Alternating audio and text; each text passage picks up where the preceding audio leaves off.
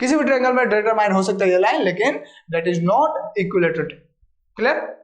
कि centroid is the point of intersection of median, circumcentre is the point of intersection of perpendicular bisector.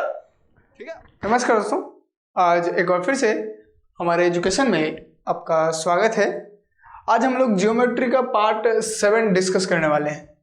पिछली class में हम लोगों ने जियोमेट्री का पार्ट 6 डिस्कस किया था, जिसमें हमने बात किया था इन सेंटर के बारे में, जिसमें एंगल बाइसेक्टर का कुछ प्रॉपर्टी था, उसमें 2-3 प्रॉपर्टी हमने डिस्कस किया था और उसी से रिलेटेड कुछ हम लोगों ने एंगल्स वगैरह भी निकालने का प्रयास किया था।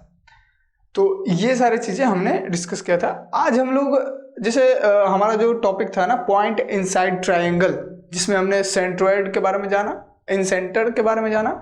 आज हम लोग सर्कम सेंटर और ऑर्थो सेंटर, ये 2 टॉपिक बचा हुआ था, उन दोनों टॉपिक को आज हम क्लियर कर लेंगे। ठीक है, ज़्यादातर जो थ्योरी था वो सेंट्रोइड और इन सेंटर में ही था, प्रॉपर्टी जितना भी था। सर्कम सेंटर और इन सेंटर में सर्कम सेंटर और ऑर्थो सेंटर में ज़्यादा कोई खास प्रॉपर्टी नहीं है 1, 2, 3 होगा शायद, तो उसको आज हम डिस्कस कर लेते हैं। क्लियर? तो हम लोग शुरू करते हैं। देखिए, सबसे पहले हम तो डिस्कस करेंगे क्या, सर्कम सेंटर।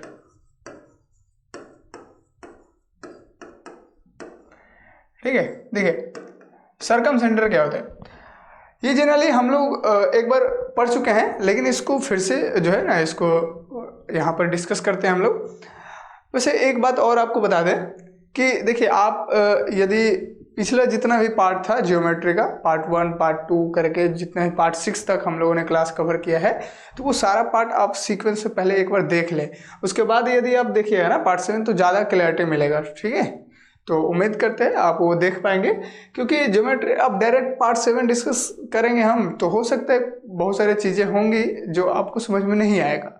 तो इसके लिए हम बता रहे, आप शुरू से जा करके देख ले, बस 6 पार्ट है, आप वो सारा पार्ट आप देख ले तो आपको शायद ज़्यादा क्लियर होगा। ठीक है, देखिए सर्कम सेंटर क्या होता है। तो सर्कम सेंटर देखिए, जैसे सबसे पहले एक हम ट्रायंगल बनाते हैं।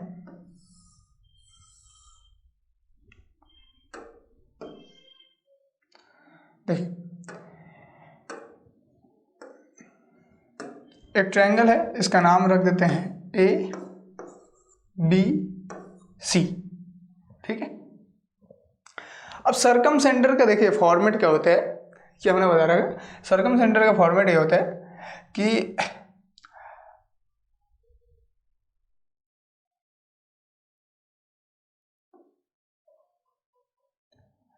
ठीक है, यहाँ से एक लाइन हम लोग ड्रॉ कर लेते हैं, या फिर डायरेक्ट यहीं से काम करते हैं ना। देखिए, ये एक परपेंडिकुलर बाइसेक्टर ड्रॉ करते हैं, ये क्या कर देगा, दोनों साइड को इक्वल हिस्सों में डिवाइड कर देगा। क्लियर? एक इस पर भी परपेंडिकुलर बाइसेक्टर ड्रॉ करते हैं हम लोग, ये भी क्या करेगा, दोनों साइड को इक्वल हिस्सों में डिवाइड कर देगा। एक यहाँ भी परपेंडिकुलर बाइसेक्टर ड्रॉ कर लेते हैं, ये भी इक्वल हिस्सों में डिवाइड कर देगा। ठीक है, देखिए सर्कम सेंटर होता क्या है, इसका डिफिनेशन यदि आपको हम बता दें तो यहाँ पर आप लिख सकते हैं, circum centre is the point of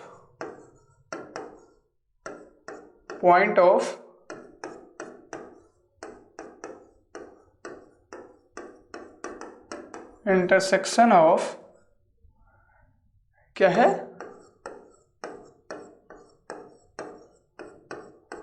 perpendicular bisector of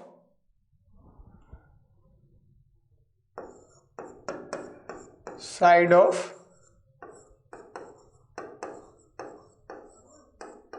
triangle.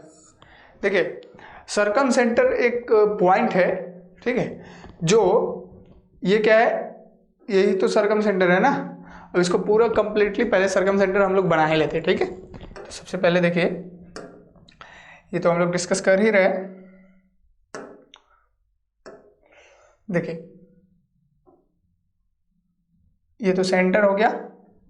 अब क्या करना है कि यहाँ से एक रेडियस हम लोग ले लेते हैं, ये रेडियस ले लिया। अब इस रेडियस से एक सर्कल ड्रॉ करते हैं, ठीक है, एक सर्कल हमने ड्रॉ कर लिया इसी रेडियस से, ठीक है। ये क्या है, ये रेडियस है r। यहां भी एक रेडियस होगा ना,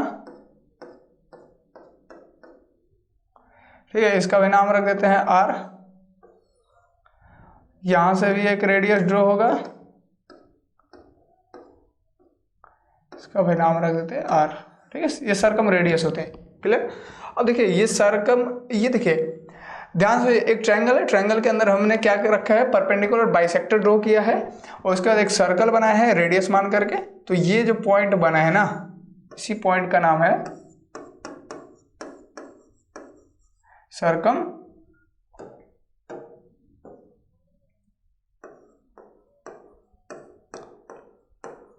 सर्कम सेंटर, क्लियर। इसी पॉइंट का नाम क्या है, सर्कम सेंटर है, इस पॉइंट का नाम है, क्लियर। देखिए सर्कम सेंटर जनरली हमने डिस्कस कर चुके हैं, ठीक है, पिछले क्लासों में, लेकिन यहाँ पर हम उसके बारे में कुछ थोड़ा सा और आगे बढ़ाते हैं, उसके बाद फिर आपको सारा चीज़ क्लियर हो जाएगा। देखिए सर्कम सेंटर में होता है क्या, खास बात क्या है कि इंटरसेक्शन ऑफ परपेंडिकुलर बाइसेक्टर, ठीक है। परपेंडिकुलर बाइसेक्टर हम ड्रॉ किए हैं। बाइसेक्टर का मतलब ये होता है कि दो, जिस साइड पर गिरेगा उस साइड को दो इक्वल हिस्सों में डिवाइड कर देगा।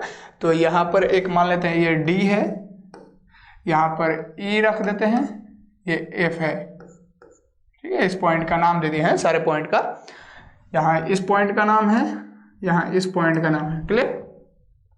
तो देखिए ये पहले एक BC था, जैसे परपेंडिकुलर गिरा है तो ये BD और DC दो भाग में बट गया, वो भी इक्वल हिस्सों में। इसी को कहते हैं परपेंडिकुलर बाइसेक्टर। एक तो 90 डिग्री बना रहा है, दूसरा में इक्वल हिस्सों में डिवाइड कर दे रहा है। ये सिर्फ यहाँ नहीं, इस साइड पर भी और इस साइड पर भी हो रहा है। और ये परपेंडिकुलर बाइसेक्टर जिस पॉइंट पर इंटरसेक्ट होता है, जिस पॉइंट पर कटता है, इंटरसेक्ट होते हैं, उस पॉइंट का नाम सर्कम सेंटर होते हैं, क्लियर। अब देखिए यदि आप पिछला क्लास देखे तो फिर ये सारा आपको आसान लगेगा, ठीक है। तो इसलिए हमने स्टार्टिंग में बताया कि आप यदि पिछला क्लास देख रखे हैं, पार्ट 6 पार्ट 4 ऐसे करके पूरा पार्ट बाई पार्ट, तो आपको ये आसान बुझाएगा, मुश्किल नहीं है, ठीक है। चलिए, तो ये तो सर्कम रेडियस, इसका हमने बताया क्या था, इसका हमने बताया था कि यहाँ पर लिखते हैं डेल्टा बराबर, हमने क्या बताया था, यानी एरिया। इसका एरिया कैसे निकालते हैं हम लोग, तो ABC बटा 4R। अब ये हमने फार्मूला बताया था, ठीक है। ABC वहाँ पर क्या है, देखिए R तो आपको पता है सर्कम रेडियस है, ये रेडियस है सर्कल का, सर्कम रेडियस है R। ABC क्या है, तो ABC देखो B से C के बीच का दूरी को मान लेते हैं, ये है B से C के बीच का दूरी A है, और A से C के बीच का दूरी B है, और A से B के बीच का दूरी C है, ठीक है। ये तीन दूरी था, साइड है, ABC साइड है, वही साइड यहाँ पर लिखा हुआ है, क्लियर। तो देखिए ABC बटा 4R ये हमने डिस्कस कर चुका है, इतना चीज़ हमने डिस्कस पहले ही कर चुके हैं, क्लियर। अभी देखिए यहाँ पर एक आपको एंगल दिख रहा होगा, देख सकते हैं, ये एक एंगल दिख रहा है ना, B, यहाँ पर एक पॉइंट का नाम देते हैं, इस पॉइंट का नाम दे देते हैं O, ठीक है। तो BOC ये एक एंगल बन रहा है ना, BOC ये एक एंगल बन रहा है। तो ये एंगल कितने डिग्री का होगा ये पता करना है। ये एंगल कैसे निकालते हैं, देखिए, तो यहाँ पर हम लिख सकते हैं angle BOC is equal to twice of angle A, ठीक है।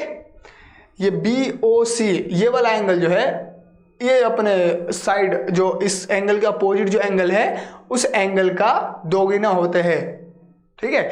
अगर मान लो एंगल A 50 डिग्री है तो ये कितना होगा, 50 दुना 100 डिग्री का होगा, क्लियर। तो ऐसे ही और भी तो होगा, ये भी तो एक बन रहा है ना, देखो यहाँ से ये वाला एक एंगल बन रहा है ना, ऐसे देखो ये एंगल बन रहा है, यानी BOA ये भी एक एंगल बन रहा है। तो यहाँ पर लिख सकते हैं BOA ए बराबर ट्वाइस ऑफ एंगल सी। इस एंगल का अपोजिट कौन होगा, ये साइड, ठीक है ना। बी ए तो क्लियर हो गया, एक सी बचा है तो इसी को लिख लेते हैं, ठीक है। एक और साइड बनेगा ना, एक और एंगल बनेगा यहाँ पर, देखो ये वाला एंगल है ना। तो ये एंगल में क्या होगा, ए ओ सी या फिर सी ओ ए ऐसे भी लिख सकते हो आप। तो यहाँ पर लिख सकते हैं ए ओ सी बराबर ट्वाइस ऑफ एंगल बी, ठीक है। ये सरकम सेंटर का ये थ्योरी है, और इससे ज़्यादा थ्योरी सरकम सेंटर में आपको देखने को नहीं मिलेगा। ये चीज़ आप खुद प्रूफ कर लीजिएगा। आपको प्रूफ करने का तरीका वैसे पिछली क्लास में हमने बताया भी था, कैसे प्रूफ करते हैं। ये सारा चीज़ आसान है, प्रूफ करना कोई ज़्यादा मुश्किल नहीं है। तो आप इसको प्रूफ भी कर सकते हैं, ठीक है, ये कैसे हुआ। लेकिन अब ध्यान में रखो, उतना समय नहीं है ना, तो आप बस इतना करो कि ये पता होना चाहिए कि ये एंगल इसके दोगुना होगा। क्लियर, चलो ये चीज़ तो कंफर्म पता हो गया, क्लियर। चलो भाई, तो सरकम सेंटर क्लियर हो गया। अब नेक्स्ट हम लोग डिस्कस करते हैं, इसका नाम है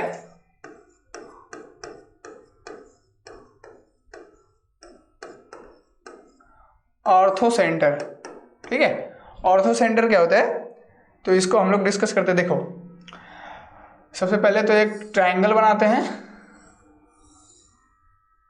देखो ए है, बी है, सी, क्लियर।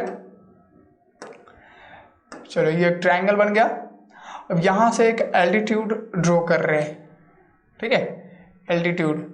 और एल्टीट्यूड गिरता है तो क्या होता है, 90 डिग्री का एंगल बनाता है ना। एल्टीट्यूड जहां भी गिरता है उसको 90 डिग्री के एंगल में तब्दील करता है। तो यहाँ पर एल्टीट्यूड गिरा दिया, एंगल बी से भी एल्टीट्यूड इस पर गिराते हैं। ये पॉइंट का नाम एंगल डी रख देते हैं। और एक यहाँ से भी एल्टीट्यूड गिराते हैं हम लोग, और इसका नाम ई रख देते हैं, क्लियर। यहाँ भी 90 डिग्री, यहाँ भी 90 डिग्री, क्लियर हो गया। देखो ऑर्थो सेंटर में क्या होते हैं, डिफिनेशन समझो ध्यान से। देखो ortho centre is the point of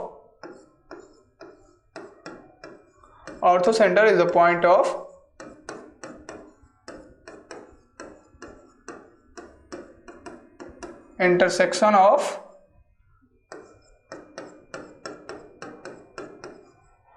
altitude of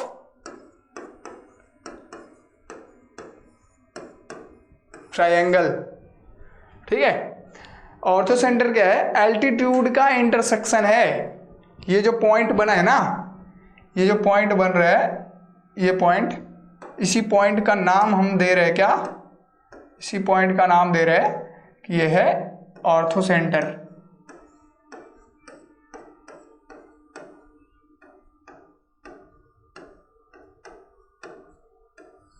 ठीक है। ये पॉइंट का नाम क्या दे रहे हैं, ऑर्थो सेंटर। अब देखो ध्यान से समझो, ऑर्थो सेंटर क्या होता है, एल्टीट्यूड का इंटरसेक्शन है। ये एल्टीट्यूड गया, ये एल्टीट्यूड गया, ये एल्टीट्यूड गया, और जिस पॉइंट पर तीनों एल्टीट्यूड कट हो रहा है, इंटरसेक्ट कर रहा है, वो पॉइंट क्या है, ऑर्थो सेंटर है, क्लियर। ये चीज क्लियर हो गया। इस पॉइंट का नाम रख देते हैं ओ, यहां पर इस पॉइंट का नाम रख दिया है ओ, क्लियर। तो देखो यहां भी ये भी एंगल बन रहा है ना, बी ओ सी, ये भी एक एंगल बन रहा है ना। चलो भाई, तो एक एंगल ये भी बन रहा है, तो इसको भी बना ही देते हैं ना, ये एंगल बन रहा है। तो यहाँ हम लिख सकते हैं angle B O C is equal to 180 degree minus angle. अब देखो बी और सी का उपयोग हो गया था, किसका माइनस होगा, एंगल ए का, ठीक है। तो बस ये सारी चीजें ध्यान में रखना है आपको, ज़्यादा कुछ खास है नहीं।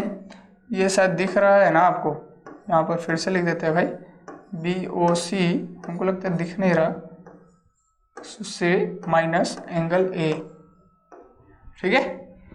बी ओ सी क्या होगा, 180 में से एंगल ए को घटा दो, बी ओ से निकल जाएगा, ये निकल जाएगा। अगर मान लो क्या मानना है, अच्छा इसका एक मतलब एग्जाम्पल देख लेते हैं, ठीक है। मान लो कि ये एंगल है आपका, ये एंगल है 50 डिग्री का, ये भी एंगल है 50 डिग्री का। तो ये 50, ये 50, तो ये कितना होगा, तीनों एंगल का सम कितना होता है 180, तो ये 50 और ये 50 मिलके 100 हो गया, ये कितना होगा 80 डिग्री होगा ना। ये 80 है तो 180 में से 80 को घटा दो, कितना होगा 100, तो ये एंगल कितने डिग्री का होगा 100 डिग्री। ठीक है, ऐसे निकालते बस बेसिक सा। तो ये तो हो गया इधर से, एक इधर से भी तो एंगल बन रहा है ना, ये भी तो एंगल बन रहा है, तो इसको हम क्या लिखा है BOA। तो angle BOA is equal to 180 minus angle C। फिर angle COA is equal to 180 minus angle B। ठीक है, ये भी तो एक एंगल बन रहा है। तो COA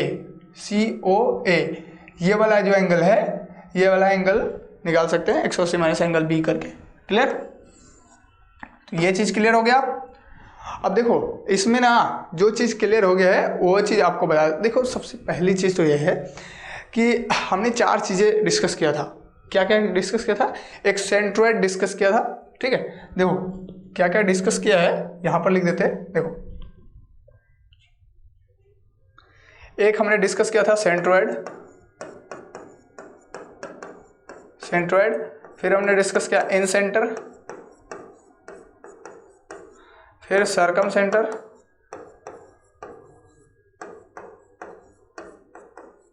फिर हमने डिस्कस किया ऑर्थो सेंटर। देखो सेंट्रोइड में हमने बताया कि centroid is the point of intersection of median. क्या है, इंटरसेक्शन ऑफ मीडियन। मीडियन जब गिराते हैं वो जब इंटरसेक्ट करता है तो सेंट्रोइड बनता है। इन सेंटर में हमने बताया कि incentre is the point of intersection of angle bisector. Angle bisector जब आपस में कट करता है, जिस पॉइंट पर इंटरसेक्ट होता है उसको इन सेंटर कहते हैं। फिर हमने डिस्कस किया अभी कुछ देर पहले सर्कम सेंटर। तो circum centre is the point of intersection of perpendicular bisector. ठीक है, ऑफ अ साइड, जिस साइड पर मतलब परपेंडिकुलर बाइसेक्टर हो रहा है ना, वो जब इंटरसेक्ट हो रहा है आपस में तो उसको कहते हैं सर्कम सेंटर। और ऑर्थो सेंटर में हमने बताया कि point of intersection of altitudes of triangle. Altitude जो गिरा है ट्रायंगल में उसका इंटरसेक्शन वो पॉइंट होता है ऑर्थो सेंटर। क्लियर, ये चीज हमने डिस्कस किया। ये 4 चीजें हमने डिस्कस किया। पॉइंट इनसाइड ट्रायंगल ये हमारा टॉपिक का नाम था, उसी में ये 4 चीज हमने डिस्कस किया है। क्लियर, इसका एक चीज और आप नोट करके यहां पर लिख सकते हो। क्या लिख सकते हो, देखो नोट करके आप यहां पर एक फिगर बना लो। मान लेते हैं ये एक राइट एंगल है A,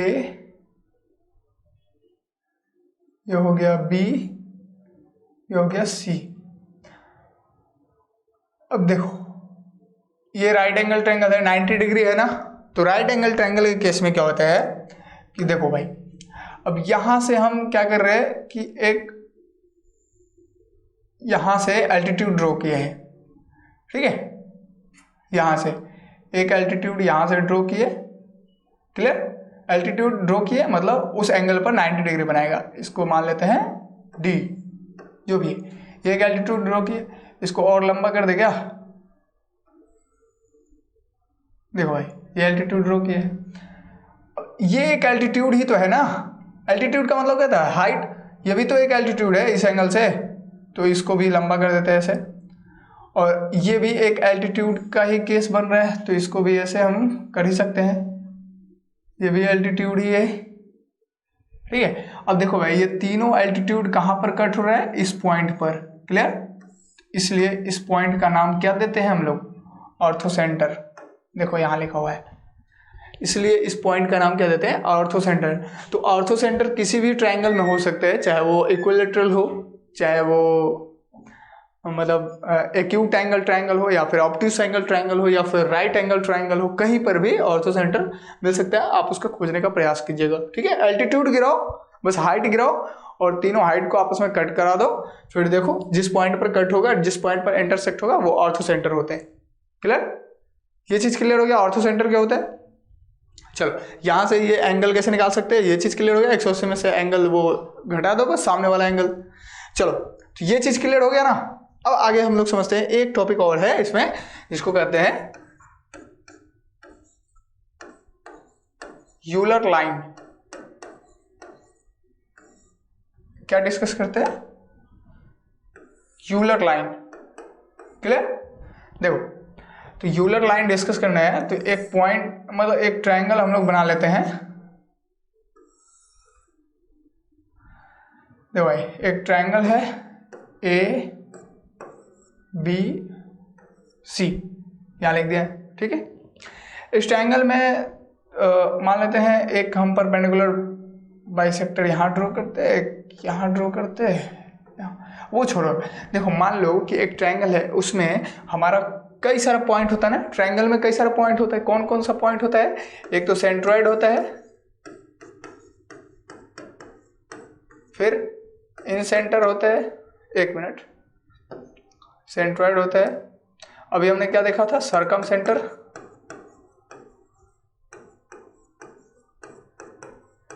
फिर हमने देखा ऑर्थो सेंटर,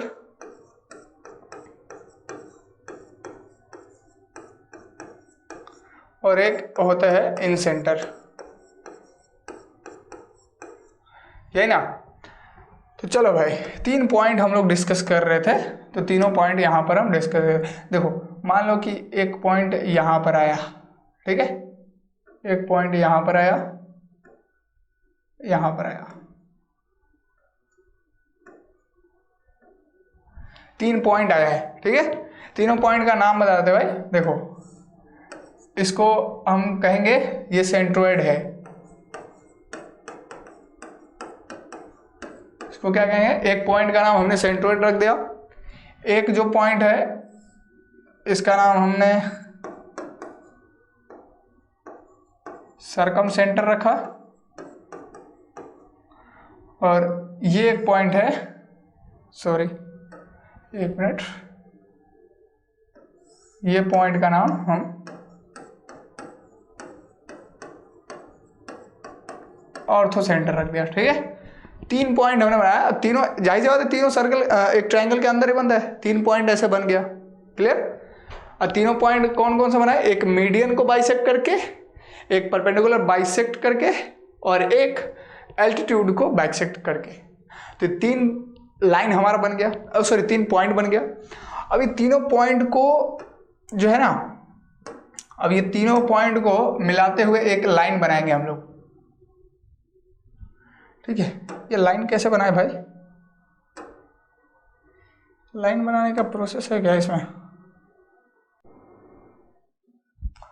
देखो, ये एक लाइन बनाया हमने। अब इस लाइन को भाई देखो, अब इसमें हम कुछ वैसा कर तो नहीं सकते, लेकिन देखो इतना आप समझो। देखो, ये जो लाइन हमने बनाया ना, अब ये तीनों पॉइंट को काटते हुए एक लाइन बन जाएगा, एकदम स्ट्रेट लाइन। ये कैसा लाइन होगा? स्ट्रेट लाइन होगा, सीधा लाइन होगा, और इसी लाइन का नाम होता है यूलर लाइन। इसी लाइन का नाम क्या होता है? यूलर लाइन होता है। ये सेंट्रोइड, ऑर्थो सेंटर और सरकम सेंटर तीनों को कट करते हुए एक स्ट्रेट लाइन बनता है। किसी भी ट्रायंगल में बन सकता है, ठीक है। In case of equilateral triangle वो अलग केस होता है, उसमें नहीं बन सकता। ध्यान रखना है, तीनों साइड अगर ट्रायंगल का इक्वल है तो उसमें भाई नहीं बनेगा। क्यों नहीं बनेगा बताएंगे अभी। क्योंकि देखो, इक्विलैटरल ट्रायंगल को छोड़कर बाकी किसी भी ट्रायंगल में ये यूलर लाइन बन सकता है। तीनों पॉइंट अलग अलग हो सकता है, ठीक है, और उसको कट करेंगे तो एक स्ट्रेट लाइन बनेगा, उसी का नाम यूलर लाइन होता है। इतनी बात क्लियर? चलो देखो, तो इसको हम लिख सकते। अब यहां पर देखो, ये हम कर सकते हैं ना कि ये देखो, ये तीनों से यूलर लाइन बन सकता है, लेकिन ये इन सेंटर जो है ना, इन सेंटर यूलर लाइन में कोई मतलब नहीं है, आप बनेगा ही नहीं, ठीक है। इन सेंटर का कहानी नहीं बनेगा। क्लियर हो गया? चलो, तो इन सेंटर का कहानी नहीं बनेगा, इसका मतलब क्या हुआ? एंगल बाइसेक्टर से कोई मतलब नहीं है यहाँ पर, है ना। चलो, तो इसमें देखो, इसमें हम क्या एक चीज लिख सकते हैं, यहाँ पर हम यूलर लाइन के पास लिख सकते हैं कि यूलर लाइन क्या होता है। इसको लिख सकते हैं a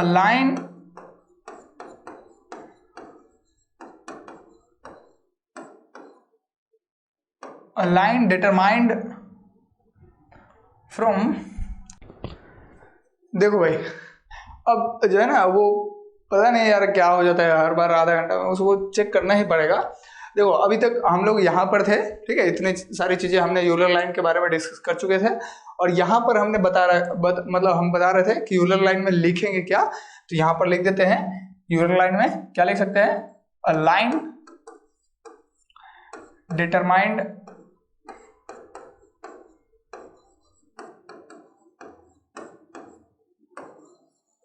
फ्रॉम एनी ट्राइंगल। ठीक है, ये लाइन जो है ना, यूलर लाइन, किसी भी ट्राइंगल में डिटरमाइन हो सकता है, उसमें कोई वो नहीं है, किसी भी ट्राइंगल में ये लाइन डिटरमाइन हो सकता है। बस उसमें ऑर्थोसेंटर, सर्कमसेंटर और सेंट्रोइड ये सब पॉइंट बना करके उसमें से एक लाइन खींच देना, बस, और कुछ नहीं है। तो ये तो डिटरमाइन हो सकता है, लेकिन यहाँ पर हम एक चीज और लिख सकते हैं, क्या, कि दैट इज नॉट इक्विलेटरल।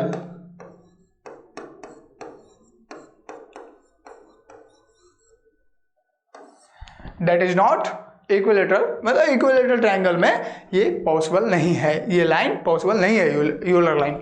क्यों? देखो भाई, इसका एक स्पेशल केस देखते हैं हम लोग।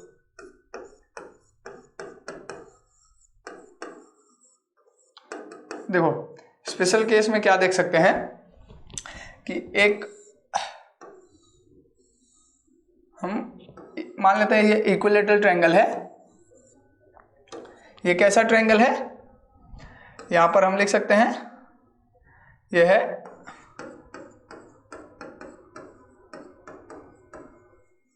Equilateral triangle. ठीक है, ये इक्विलेटरल ट्रायंगल है, इसका मतलब इसका तीनों साइड क्या होगा, इक्वल होगा, है ना। तो इसमें जो पॉइंट बनेगा, तो ये पॉइंट मान लो ये बना, ठीक है, तो यही पॉइंट का नाम जो है ना, अब इस पॉइंट का नाम जो है, इस पॉइंट का नाम सारा एक ही हो जाएगा। ठीक है, क्या क्या हो जाएगा भाई, देखो इसी को हम सर्कमसेंटर कर सकते हैं,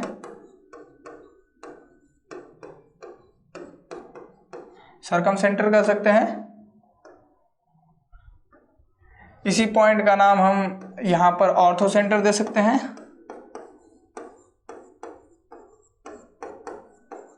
इसी पॉइंट का नाम हम यहां पर सेंट्रोइड दे सकते हैं, और इसी पॉइंट का नाम हम यहां पर इन सेंटर रख सकते हैं। क्लियर? यानी अब ध्यान से, यूलर लाइन जो है, यूलर लाइन सेंट्रोइड, सर्कमसेंटर और ऑर्थोसेंटर पर एक लाइन बनाते हैं, तो वो यूलर लाइन बनते हैं। ये किसी भी ट्रायंगल में पॉसिबल है, लेकिन इक्विलेटरल ट्रायंगल में पॉसिबल नहीं है, क्योंकि इक्विलेटरल ट्रायंगल में सारा पॉइंट, इन सेंटर, सेंट्रोइड, ऑर्थोसेंटर, सर्कमसेंटर, सारा पॉइंट एक ही पॉइंट पर बन जाते हैं। तो यहां से लाइन हम कैसे बनाएं? ठीक है, इसलिए इक्विलेटरल ट्रायंगल में यूलर लाइन पॉसिबल नहीं है, that is not possible. Clear? इसलिए यहां पर हमने लिख दिया है कि line determine from any triangle, किसी भी ट्रायंगल में डिटरमाइन हो सकता है ये लाइन, लेकिन that is not equilateral. Clear? Clear हो गया बात? तो ये हमारा ज्योमेट्री का पार्ट नंबर 2 टॉपिक था, ये सारा चीज क्लियर हो गया। तो ज्योमेट्री आप सीक्वेंस में पढ़िए, सारा चीज क्लियर हो जाएगा धीरे धीरे। ठीक है, और वो जो दिक्कत है ना, बीच बीच में जो आधे घंटे में वो सब गायब हो जाता है, वो बंद हो जाता है एप्लीकेशन, पता नहीं क्यों हो जाता है, इसको चेक करना पड़ेगा यार, कैसे चेक करें, खुद पता ही नहीं चलता हमको। तो अगर आपको पता है तो आप बता सकते हैं। वैसे मिलते हैं फिर अगली क्लास में।